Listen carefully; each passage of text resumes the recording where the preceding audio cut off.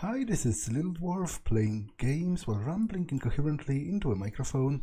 Why? Well, just because I can, and I continue with Tyranny, Blind. Now, I'm here at the crossroads because supposedly there's someone here who has information about the person that killed versus Chorus companions.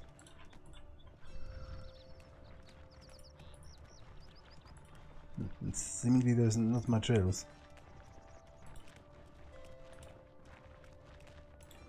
Okay, let's talk. I'm not open for business, friend, and I'm not looking for trouble.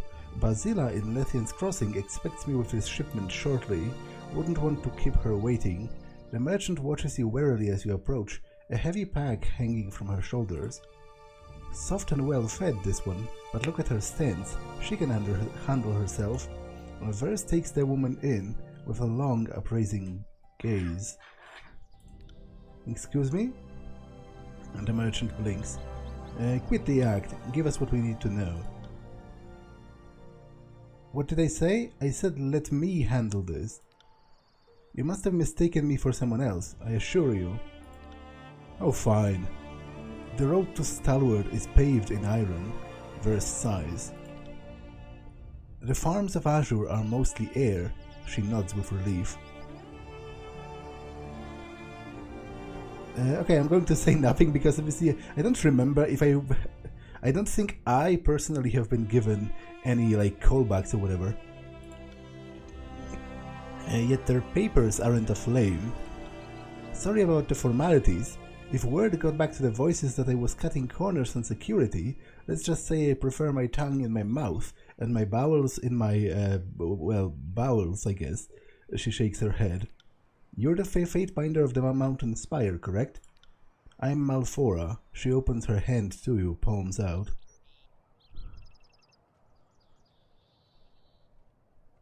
What do you have for us? Right. She glances between the two of you before her eyes settle on Verse. The man you're interested in calls himself Crocus. No idea whether that's what his mother named him. Showed up in the crossing a few months back, picking fights and looking for rings. He ran afoul of the garrison and then stomped the pants gravy out of him. What? He ran afoul of the garrison, and they stomped the pants gravy out of him. This quieted him down for a bit, but when he started casting around for work again, he boasted of his victory against a band of Furies during the war. Is he still at the crossing? You'd think a story like that would scare any potential employers, but Asa has never been brightest ring on the scope. She shakes her head. Who is Asa? A cloth dealer originally out of Azure, runs a circuit from the crossing to the Brothers and down to the calmer regions of the Bladegrave. He hired Crocus and a few dozen others last week, claiming he needs extra protection for his daughter. Why had he brought his daughter to the crossing in the first place? Overlord only knows. Is that all you've got? Luckily for you, I'm very good at what I do. Malfora smiles and produces a scroll from her pack. He usually goes to Stalwart by the way of Ocean Spire, but he's cutting east to make time and avoid the beasts. She rubs a knuckle on a thick black line. Your best wait is to wait for him there, at Hunter's Respite. She points to a position just south of Haven. What's your role in all this? Just who are you exactly? I'm mostly open ears, came up in the bastard tier but made for Haven when I could leave home. She twitches, then waves off a bug that buzzes past you. Started hauling goods between the crossing and Sunder, eventually expanding down to the Brothers, and even as far as Ardent in a good year. The conquest was bad for business. By then, though, I heard and knew a lot more than I did before, though I could turn a profit swapping information with the Archon. No, thought I could make a profit swapping information with the Archon. I thought right. Not that I'm complaining, mind you. Hail Kairos. She straightens and quickly salutes. Yeah, sure. Hail Kairos is exactly what I would say in this situation, of course. So I'm just supposed to wait for him and hope he shows up? If you want to catch him, yes. Asa's taking the southern road out of Haven, and he'll almost certainly stop there. He never made a great secret about it being his favorite resting stop around these parts. What can you tell me about that place? A small stretch of wilderness far enough off the trade road to dissuade raiders, but near enough to avoid losing much time. The isolation recommends it, but not much else. Honestly, the respite is starting to get too well known as a stopover. I give it a year before thieves start hitting it. She sighs. Thank you. Well, thanks. When we find this bastard, we will open him balls to chin. You know everything I know about this so-called Fury Slayer. If you have any other questions, you'll have to ask someone else. Malfora bows informally at the waist. To be honest, I have a feeling this might end with Versus' death, because like it has been hours at this point, like 20 hours, because I asked about it at the very beginning of the game, but I seem to remember it's not like he murdered them in their sleep, he killed them in combat, so I don't feel like he deserves to die for that, because they would have killed him if he didn't defend himself.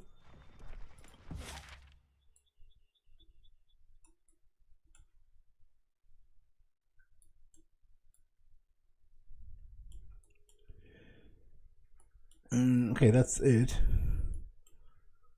Not far from the main trade road south towards Stalwart, but removed enough from most of the territory staked out by the disfavored Legion and the Chorus gangs, this wooded glade has become a popular resting location for caravans since the invasion of Kairos.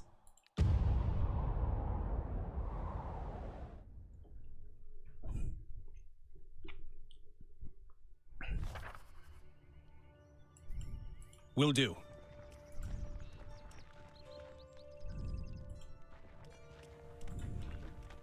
Can't do that.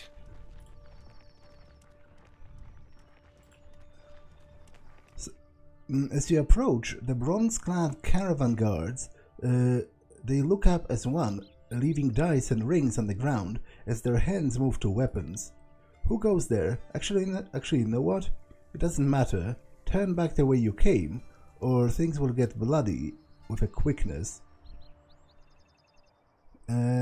I see caravan guards, but not the caravan. Why are you here? I don't see how that's any of your business. He glances over his shoulder to the north and back towards you. We are paid guards. We're paid to guard. We didn't pick where we guard. We don't get to ask why about the where. That made sense, right? His brow knits as he looks to one of his fellows. The other guard shrugs. You have questions in need of answering. You speak to Crocus. Find him up the hill to the west. Yeah, I'm as good as gone. Because right. my point is, when she approaches him and says, "Oh, you're going to die for what you did," and he says, "But I was only defending myself," I will be inclined to side with him. Because, like, what was he supposed to do? They would kill him. This is war. Like, you'd think. A tall, thin man in bronze and leather scrutinizes your approach, hand on the hilt of his blade. That's far enough, stranger. Aye, Crocus, we've got company. His voice comes out low and rough, and a tears-accented growl. A massive man answers to the lookout's cry, his approach marked by a pronounced swagger. He rests a massive axe on one broad shoulder. His hair seems to have migrated largely from his scalp to his chin, and the veins at his temples stand out against the deeply tanned skin. Besides Cairo here, I've got an entire squad behind me, experienced warriors all, so I'm wondering, who the fuck are you?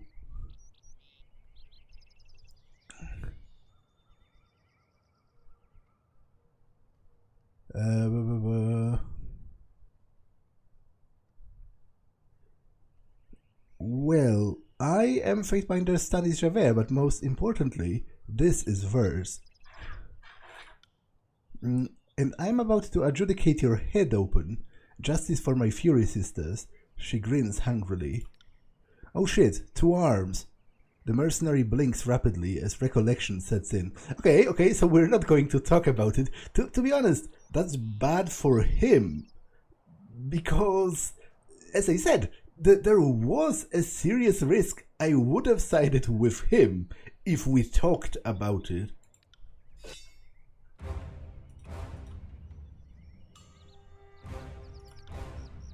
Come at me, brave meat. Ow! Will do. Take that!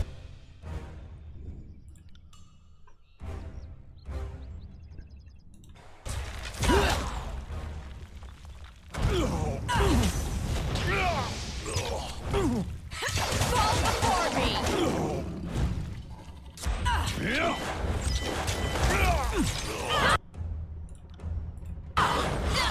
I think that one hit bone.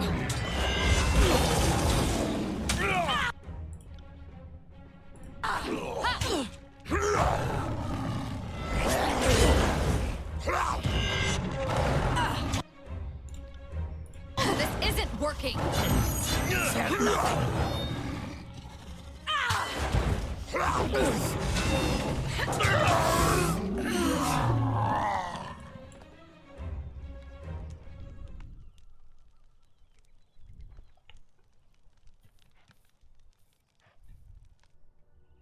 Hold, for the love of Kairos.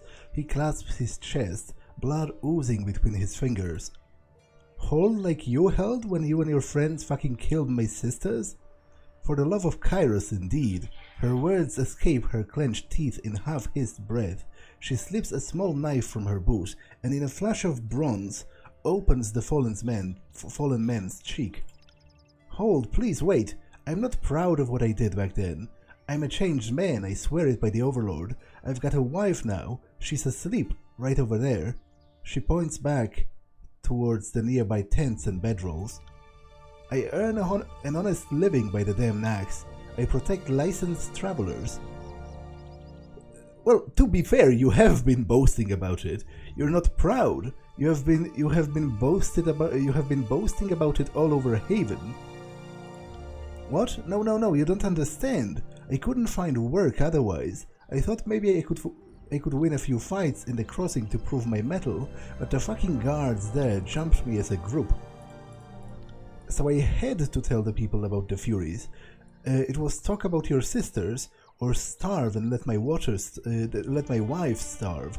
He looks to Verse. Is this better than starving? Her boot comes down hard on his ankle, eliciting an audible snap. The sound descends into a scream.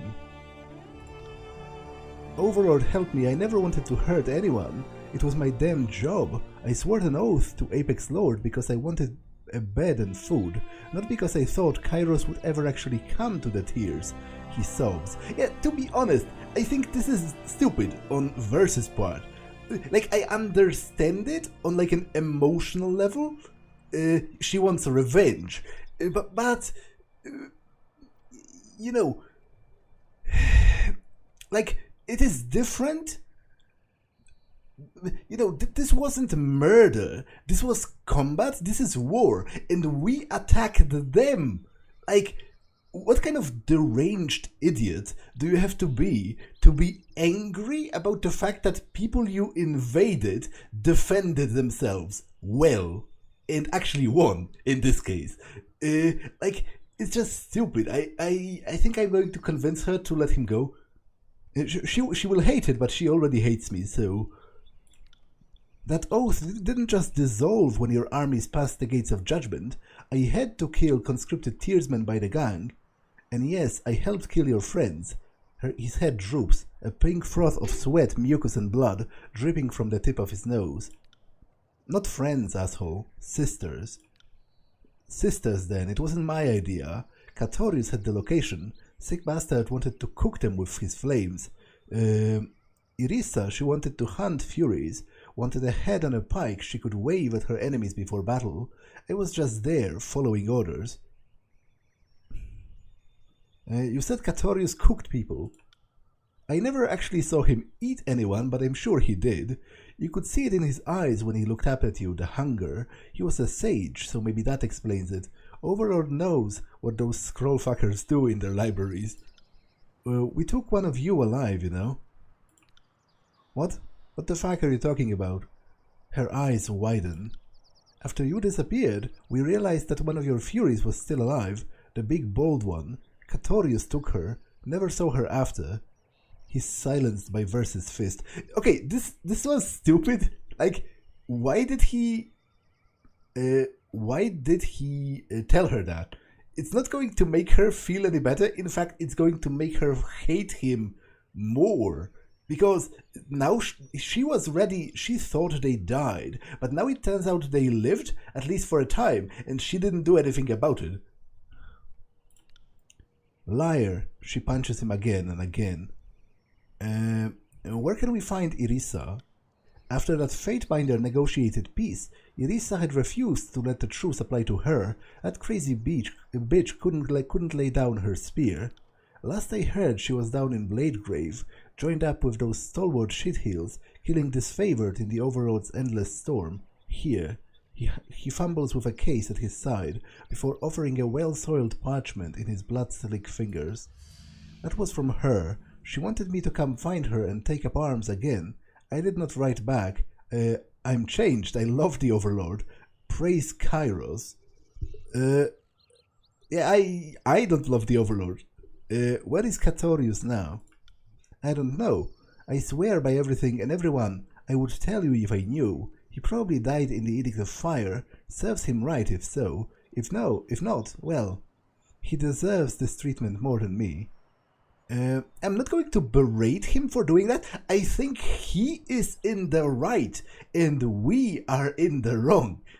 Clearly, simply as that. Verse is just emotionally attached to this because obviously she knew those people. It's natural to want revenge, even if they were killed in, actual righteous combat.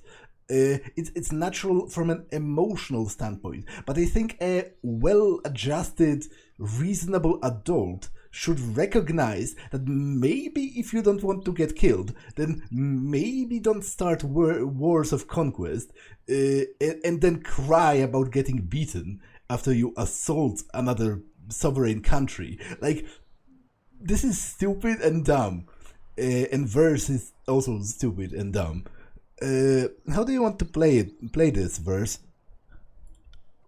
It's a delicious tragedy, I'll give you that.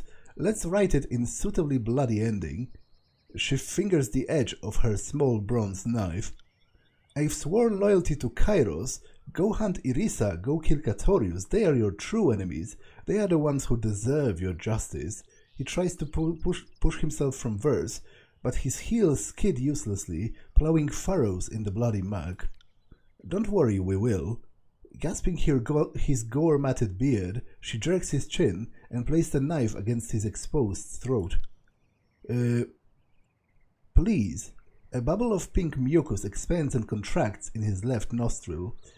Yeah, to be honest, this man has suffered enough because he shouldn't have suffered at all. You just suck. We have attacked them. Like, how is it so difficult to understand that we are at fault here? They have defended themselves successfully in this case. Verse, this man has suffered enough. Listen to the Fatebinder. This has gone on too long already. Suffered enough? He hasn't even begun to suffer. She delivers a kick to Crocus's groin, drawing forth a scream from the broken man. I heard him claim loyalty to Kairos, so I'm granting him protection under Kairos' peace. Stand down. Are you kidding me? Mercy for this sack of shit? She meets your eyes for several seconds, then sighs. Fine. This one's for seeking sheath. She gives Crocus a hard kick to his knees. He stumbles to his feet, one arm clamped over his ribs, Without looking up, he ambles towards the small campsite, sweeping up his pack and slinging it over one shoulder. He carefully hefts the sleeping girl into his arms, cradling her, and carries her from the clearing.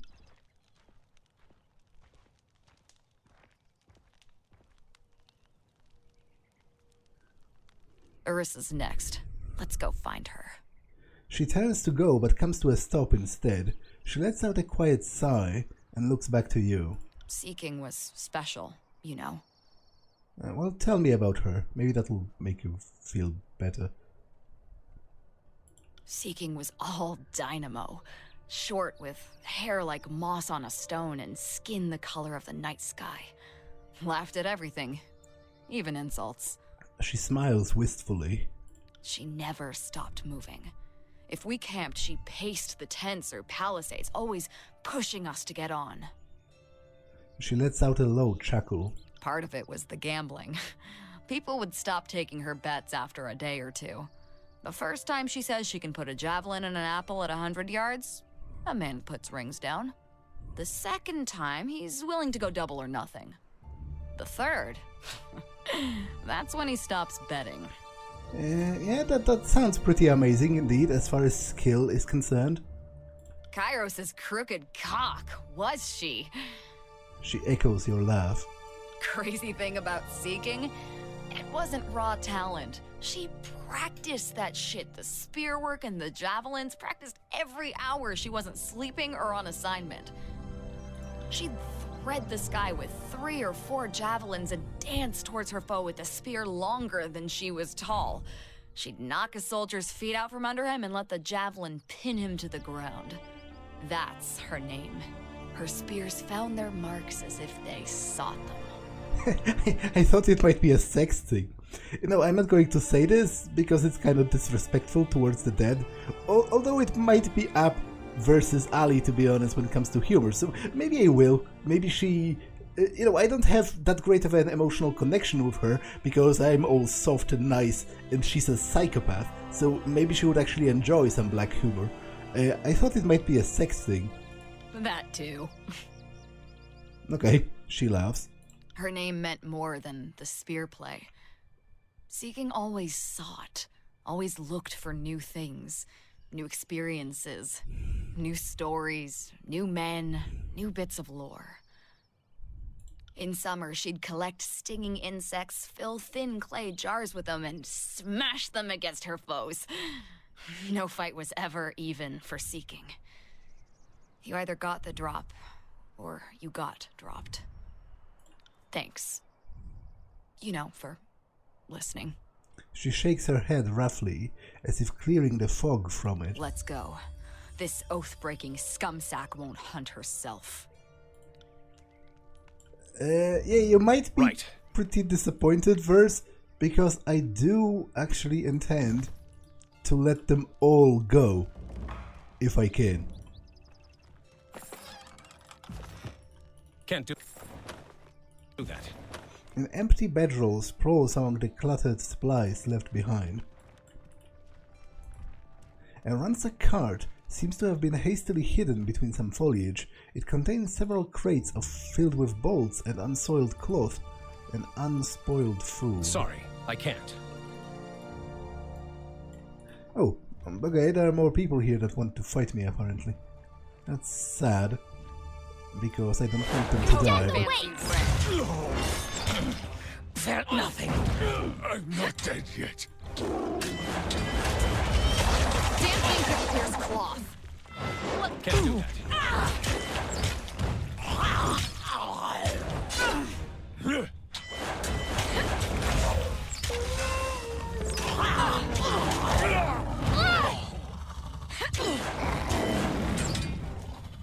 A welt. I'll tear your skeleton out by your ass.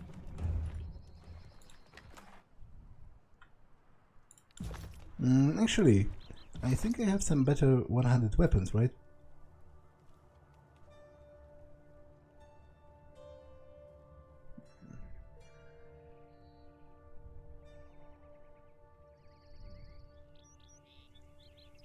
Okay, what she's using? Is it a dagger or a sword? I think looking at the damage brackets, I think it's a dagger.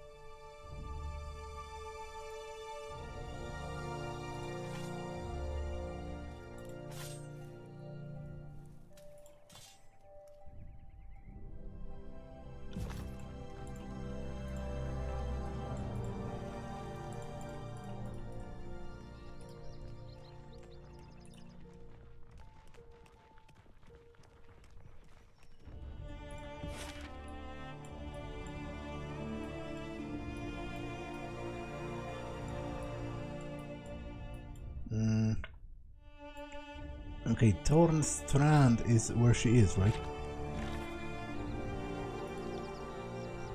Yeah, Torn Strand. Before Kairos' Edict of Storm wiped it from the map, a small town known from its masterly embroidered textiles grew here. Nothing remains of it now save its memory.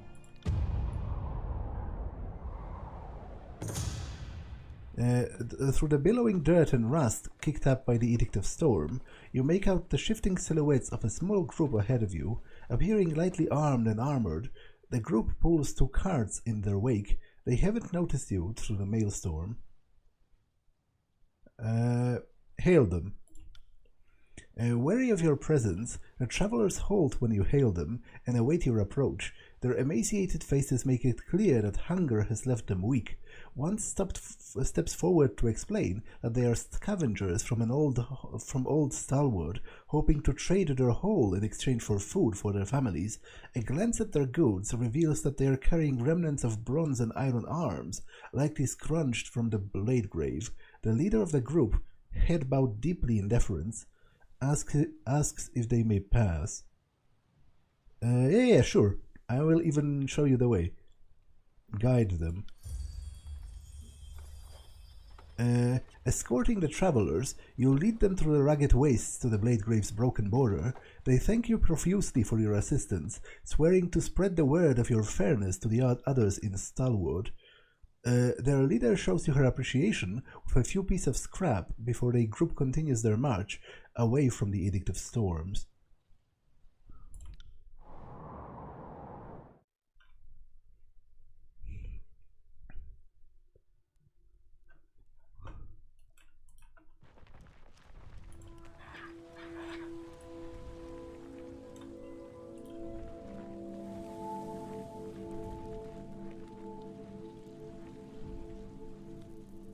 The tumultuous winds of the Edict of Storm reduce visibility to arm's length as you press against the headwinds into the torn stand. Silhouettes materialize in the swirling detritus before you, the sound of their approach swallowed entirely by the raging gale. The shadows resolve into haggard warriors attired in ragged leather and tarnished bronze. One man steps forward, pulling off his helm to reveal a grime-roughened face of deep umber, cross-jetted with pale scars. Hold, stranger. You don't look like one of Asher's inbred handmaidens, but you're no scion of Stalwart. Who are you? I present a blue flag of peace. In accordance to the ancient customs of North and South, I offer and request a delay of blades. Yeah, let's talk like civilized people. In accordance with the ancient customs North and South, I abide by this truce. The large man's lips quiver, holding back some formless rage, until he finally surrenders his pride. I am Fatebinder Stannis Javert, one of the court enforcers in Stalwart. You're the one they say awakened the mountain Spire. He glances to his soldiers as if to make sure they are still present before refocusing his attention to you. What brought you down from your perch and into the storm? We've come for with questions for a warrior named Irisa.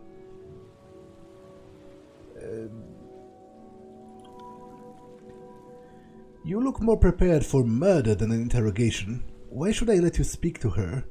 He looks again to his soldiers, who exchange among themselves expression of morose recognition. I take it from the furtive glances that Irisa's already dead. Is she? I guess that's what I noticed. Wait, what? Are you kidding me? Shit and double shit. Verse recoils. Very perceptive. I hope you agree that spilling blood over a dead woman serves no one. He gestures to you, then to his warriors.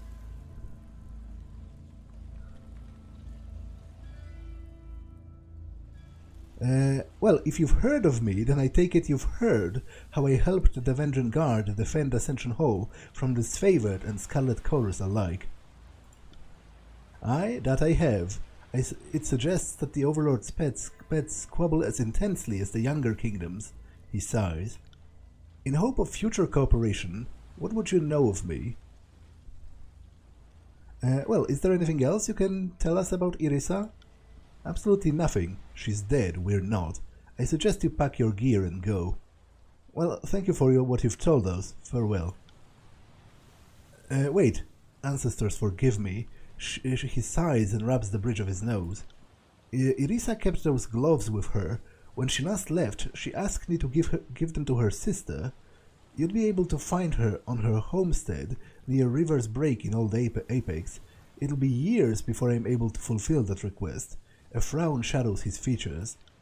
You travel the tiers. If I give them to you, can I trust you on your honor to deliver them to Clea?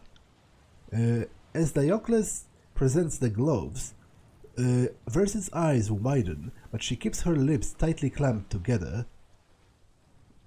Are the gloves belonging to one of her sisters? Because if so, I will let them keep them at the very least. I'll see to it that she gets them, unless they are actually belonging to Verse's sister from the Scarlet Chorus, in which case I think it's right for her to keep them. I hope that you do. Good luck and safe travels. Here's hoping you find what you seek. He passes a leather-wrapped bundle and flashes a gesture to his compatriots, who peacefully depart. We managed to get through that without picking a fight. Verse turns from retreating soldiers, resting a hand on her hip. She gingerly rests a hand upon the bundled gloves. Fuck, I've missed those. So, you know these? They belonged to one of my Furies. Verse replaces the wrappings with care. So Irisa has a sister for a sister then. There's a certain poetry in it, right? No, I'm not going to let you do this. Are you suggesting what I think you're suggesting? We need to get to this Clea. She must know something about who Irisa ran with during the war, right? And who knows, maybe she'll turn out to be good, to be someone in need of a good stabbing through the face. Verse smiles, her eyes glinting.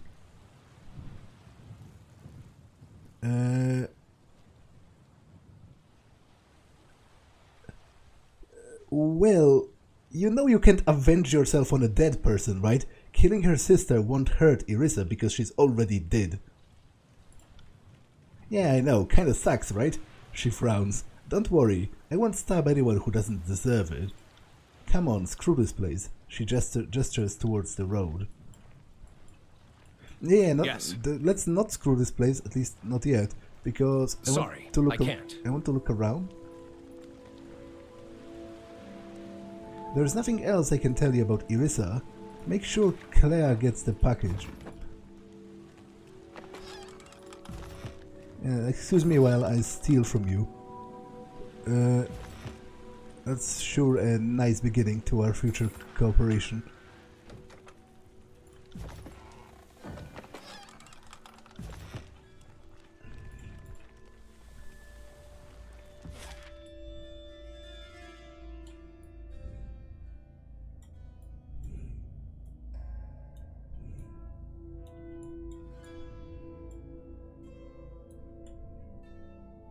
River's Break, a small farmstead located near a fork in a small river, far from the trade routes through the valley. ESA tailored this holding for self-sustainability rather than attempt to engage in agricultural trade.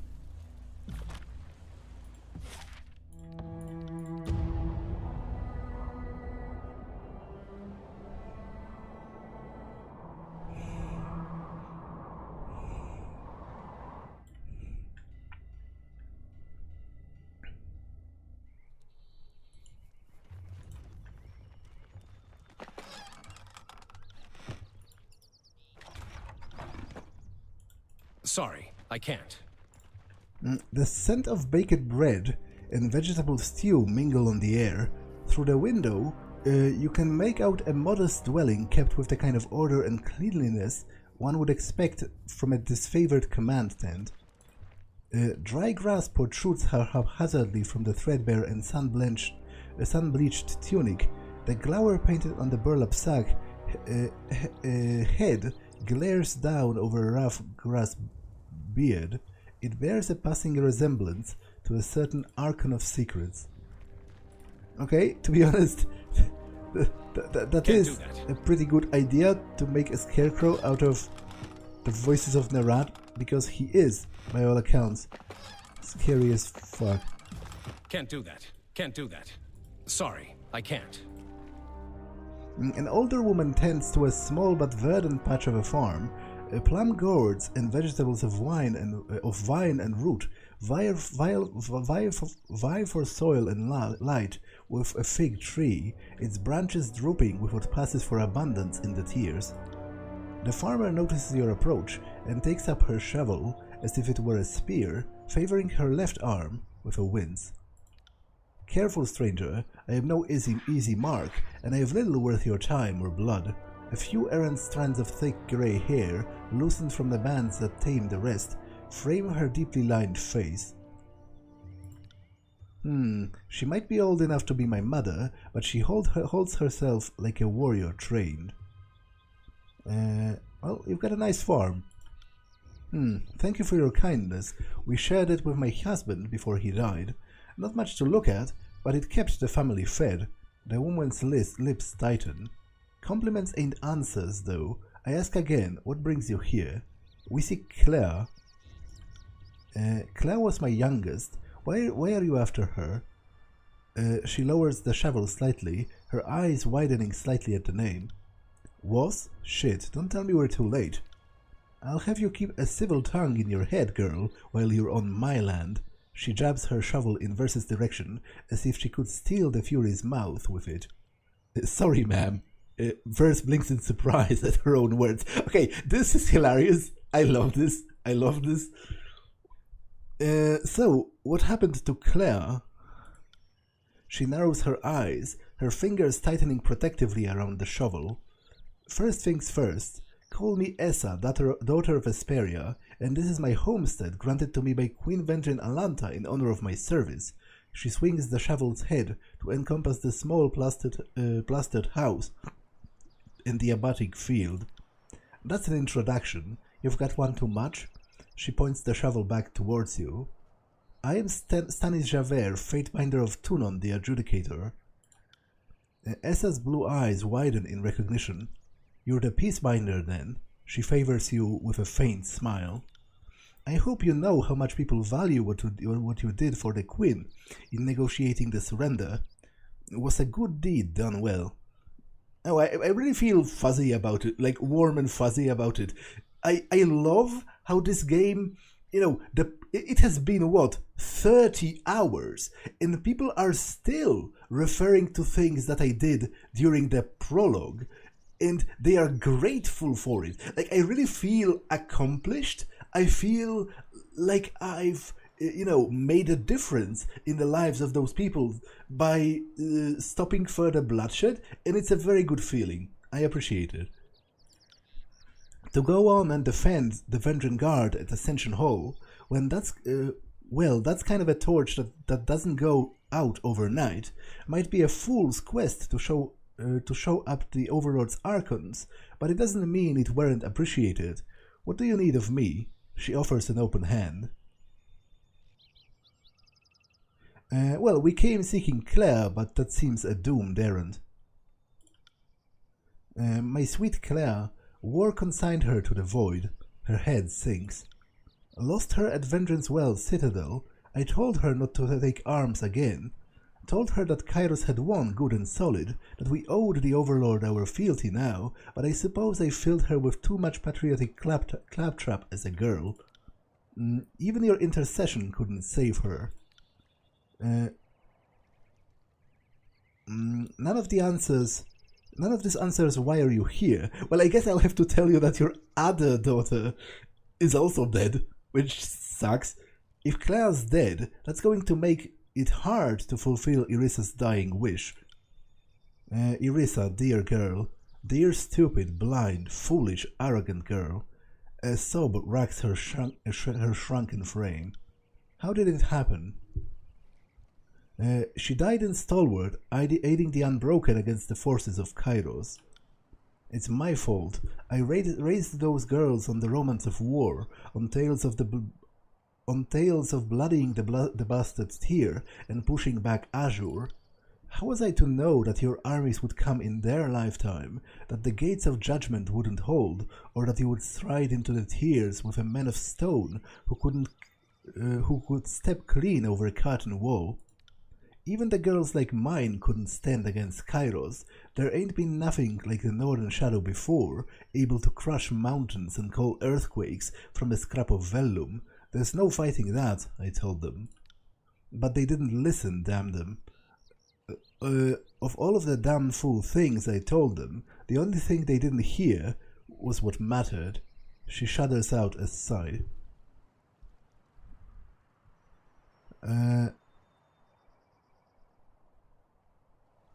Well, you said you trained your daughters in the arts of battle. Aye, their father was a good man, but more suited to farm work than war. She looks up sharply. If you're looking for someone to blame, I would be that person. I trained them up, taught them the folks, the javelin and the spear and shield, and they used that knowledge against your precious Archons and their armies. Hey, Essa, maybe you would like to shut the fuck up now. Versus lower lip twitches. What did you teach them about the Overlord? That there has never been a graver threat to all of Terratus, that Kairos represents the worst of the powers of man or woman, that such an evil must be resisted at all costs by any means necessary. What? That directly contradicts what you've said before. I changed my tune in order, in my older, softer years, but as they growed up, I poisoned them against Kairos as thoroughly as if I have carved it upon their hearts. Well, anything else you want to tell me? Naming a child for Kairos is a capital offense, ain't it? I imagine naming a pig for Kairos ain't no better. Care to meet Kairos the Overpig? He's a round bag. Okay, I love her. She's great. Kairos the Overpig, great. You see what's happening here, don't you, Binder? Verse sighs, her shoulders sagging. You use all of this food yourself, or have you sold it to other people in the well? I've sold some. For rings, and without a Kairos damn license, too. Does she want me to kill her? Is that what's happening here? Like, she has lost both of her daughters. Does she just want to commit suicide by cop? Because if she does, then the joke's on her, because I actually hate Kairos, and I love Kairos the Overpig, so I'm not going to even touch her. I've come to a decision in this matter. What matter? There's no matter here. Please tell me you're not going to go through with this.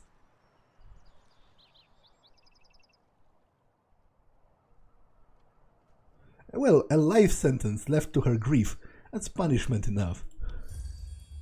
Verse visibly relaxes. Oh, wow. So she actually seemingly respects this woman as well. She like connected with her or something. That actually pleases me a lot. I am pleased with this. Irisa, she killed one of my sisters. I always thought I needed to avenge them to make it right, because I have failed them. But actually talking to you, it's cleared up some stuff. I guess what I'm saying is I miss my sisters, and you miss your daughters, and that's just a way of things. Essa nods numbly, then turns and shuffles towards her squat farmhouse.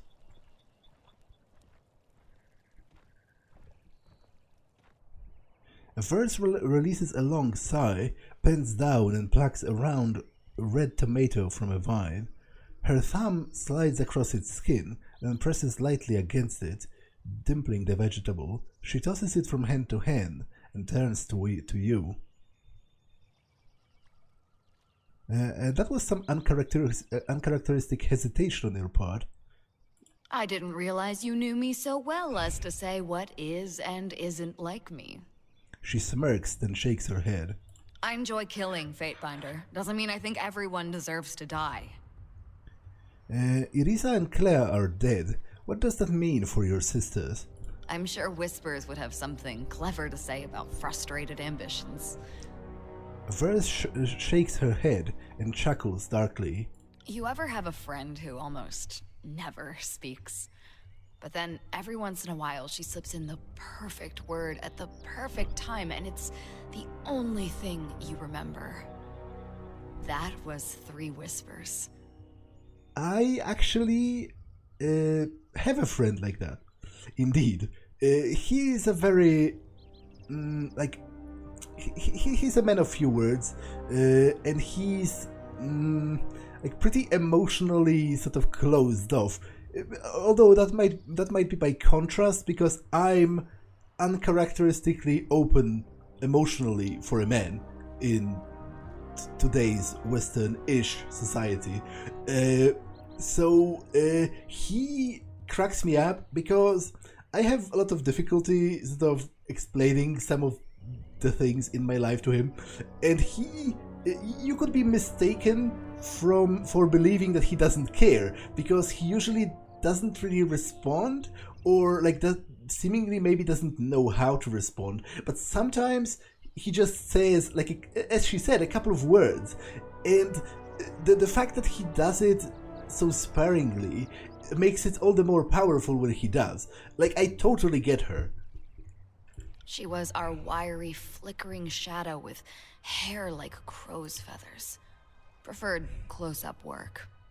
That was her name, her 3 knives and the sound of air from a punctured lung. It's hard to remember stories about her because she never drew attention. And yet? Her old favorite. That I remember. She'd trick a soldier into gutting his own comrade, then open his throat while he was in shock. Beautiful move, and I saw her dance it a dozen times. Whispers knew her histories and letters, knew borders and houses and heraldry. Even knew a few sigils and kept us from bleeding out more than once.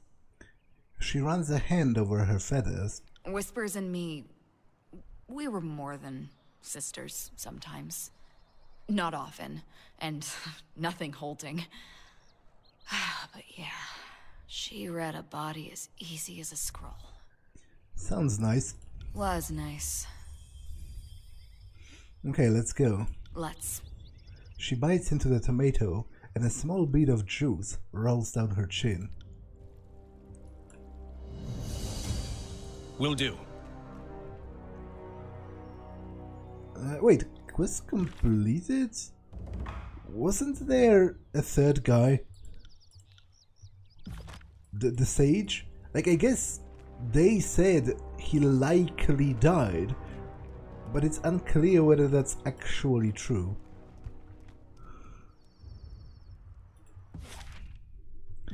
Okay, so I have just this to do, travel to Halfsgate.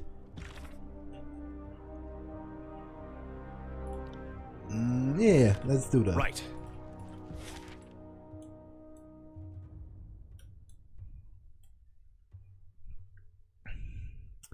Although, I want to talk to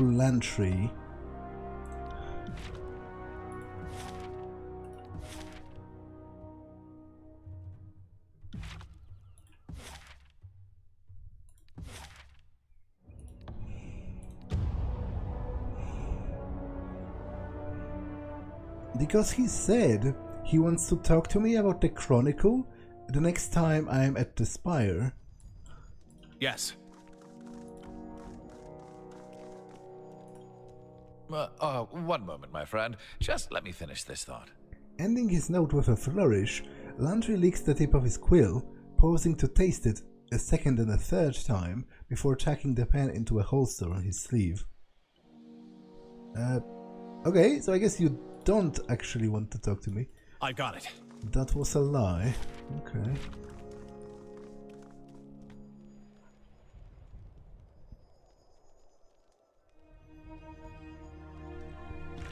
You know what?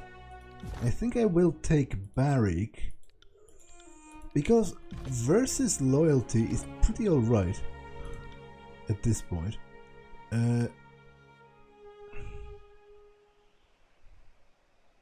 Wow, she really liked me sparing Essa. That's interesting. That adds a lot of dimensions to her as a character, I feel like. I'll take Barry. My Lord Binder, what can I do for you? If you would have me travel at your side... Goodbye to you too. Because Barrick's reputation is not really that great. Although, to be honest, it's unlikely to help because I keep doing things he dislikes.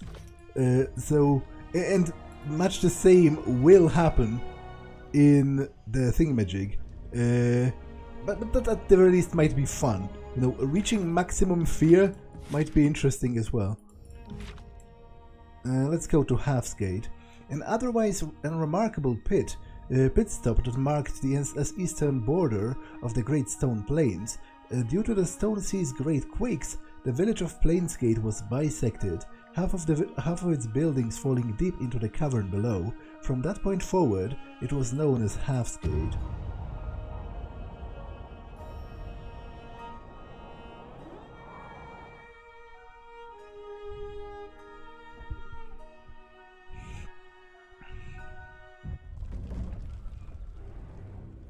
Eliminate the Scarlet Chorus. Scarlet Chorus forces stands between you and the Earthshaker representative.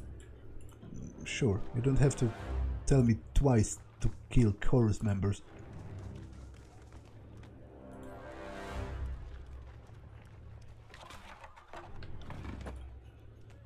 Watch your step, Fatebinder. The Stone Sea is a rather steep drop from Halfgate's edge.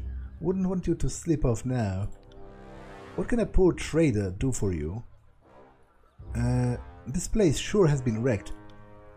And by a Fatebinder like you, no less. No offense to you, of course, your good justice. But if I ever get my sights on who did this, I'll give him a ripe piece of my mind. The city lost everything to the edict. Her homes, her people, even her name. You can't imagine what it's like to watch her quake and burn. And now the city's dead slide has settled, and we only have to deal with the occasional rumbling, the tremors that come up and go like a sweeping summer storm. Most blame the disfavored. The Earthshakers are no help at all. The Scarlet Chorus at least want to solve the problem. Well, so the Halfsgate townsfolk sympathize with the Chorus then? Is that so? Well, we don't like them, but we don't hate them either. They've got a plan to stop the earth trembling, so they say. Kill Cairn and kill the quakes. Once the land's at rest, we can rebuild and farm again. I hear the folks feel that the disfavored are causing problems. Have you come to help then? Those meddling Earthshakers are protecting Cairn, but for the life of me I can't tell you why. Maybe they like the trembling he causes every time he rattles and moans. But now we have to rebuild, but how we are to rebuild so long as the Archon lives? Have anything noteworthy in stock? Afraid not. I'm plumb out of, well, everything. A bit of gabbing's all that I've got to trade at the moment, if you're in the market. I got it. Well, lo and behold, see who we have here, the great Fatebinder of Tunon. Come and greet His Excellency. Would you like us to bow and worship like dogs at your feet? She runs a finger over the rigged blade. Or do we settle this with a bit of fun? Well, if you want to die, I will oblige you, but I've only just arrived, and you already test my patience. Well, shit. I've gone and upset the mewling canker... What? I've gone and upset the mewling cankerwit. No, don't hurt me, Fatebinder. I'm trembling. Can you believe that one? Strutting about like this town isn't already ours. There's only the question of what to do about you. A slice down your face, mayhaps, or a dagger betwixt your shoulders as you walk away. I'm partial to either.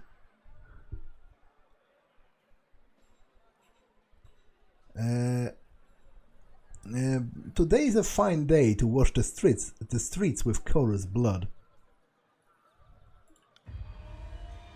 The soldier pales and grips the hilt of her blade, but hesitates to draw it. A joke's a joke, eh? We were just having a bit of a row. No need to be so eager to die. Right? No need to get all worked up over it. After a moment of uncertainty, she breaks into a full-on retreat while shouting into the air. Quickly, misery! The Fatebinder is coming through. Yeah, I kind of feel like we're going to fight. Tails between their legs. Now this is a refreshing sight. Well, what's my new clue for the Trial of the Archons, actually? Disfavored soldiers encroached on the Scarlet Corps' operation in the Stone Sea, territory legally claimed by the voices of Nerat. Right. I couldn't care at all, like, whatever.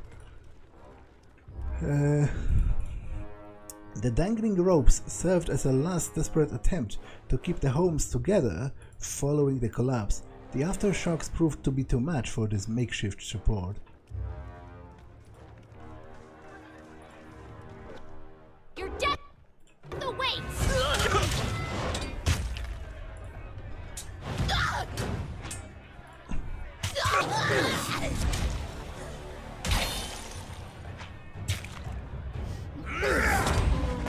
Grovel before me! Right, can't do that. Send them at me in waves!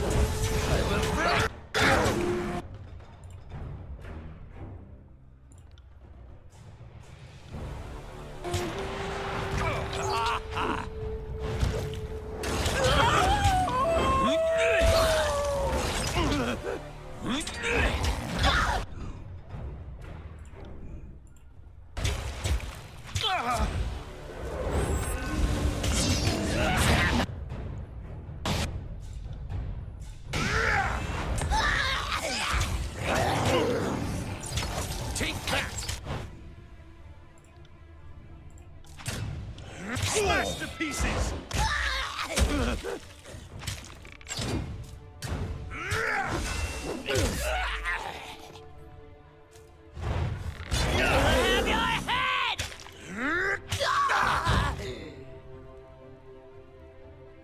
This is useless. I should try something else.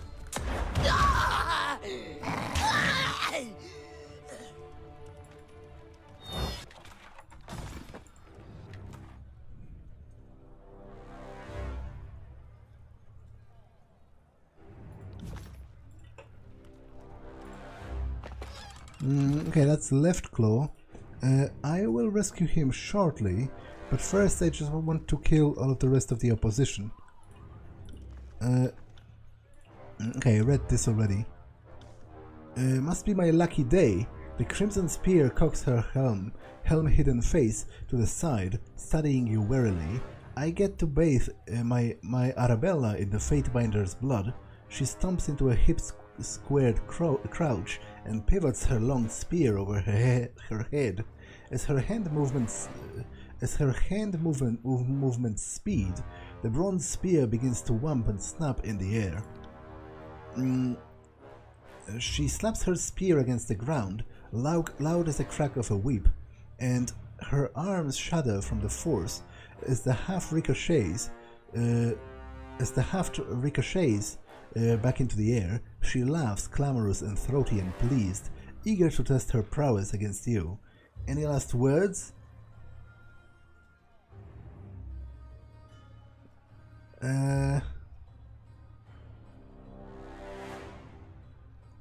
Well, to be honest, I don't particularly even want to spare them. They clearly, like, you know, they want a fight with me.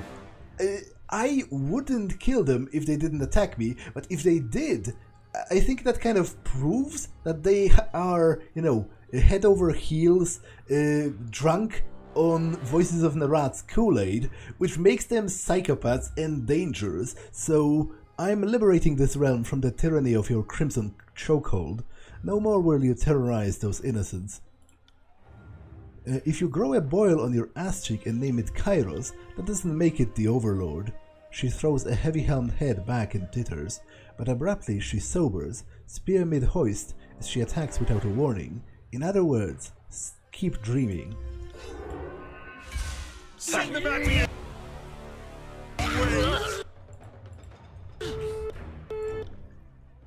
I got it.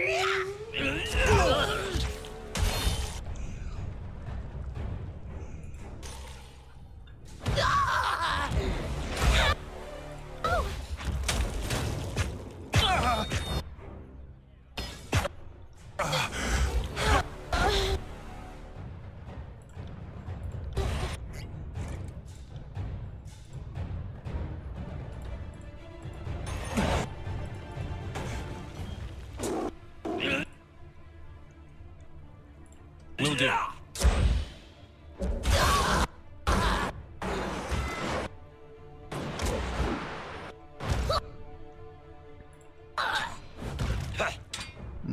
Okay, so it's all up to kills in shadow and buried now.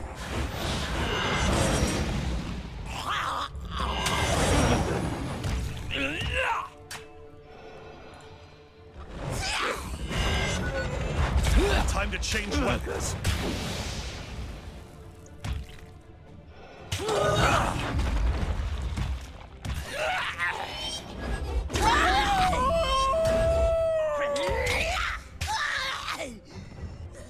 Smells strange.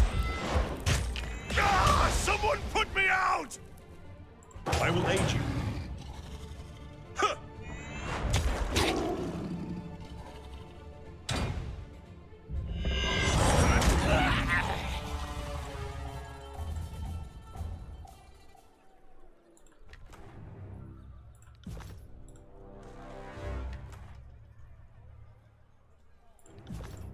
Right. Sorry, I can't.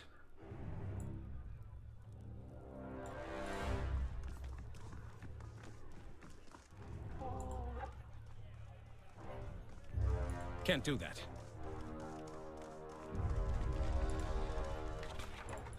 Can't do that.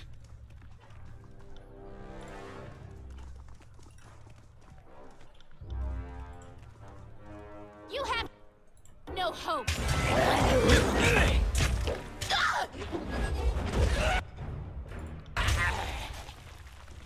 You'll have to hit harder than that.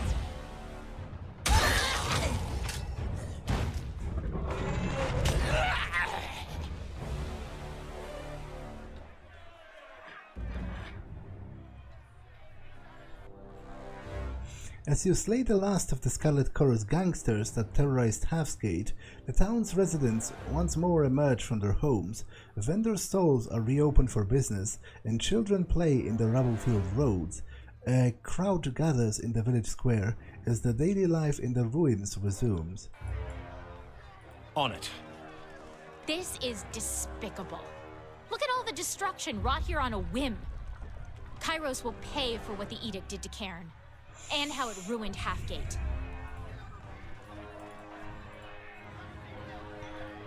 Oh, okay, so they are planning... It kind of looks like a potential lynching in progress here with Left Claw.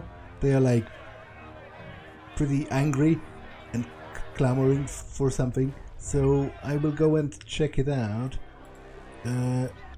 and I will go and check it out first thing next episode, because this one has been long enough, so I'm going to save and end it for now. That's all for this one, and I will see you in the next one. Bye.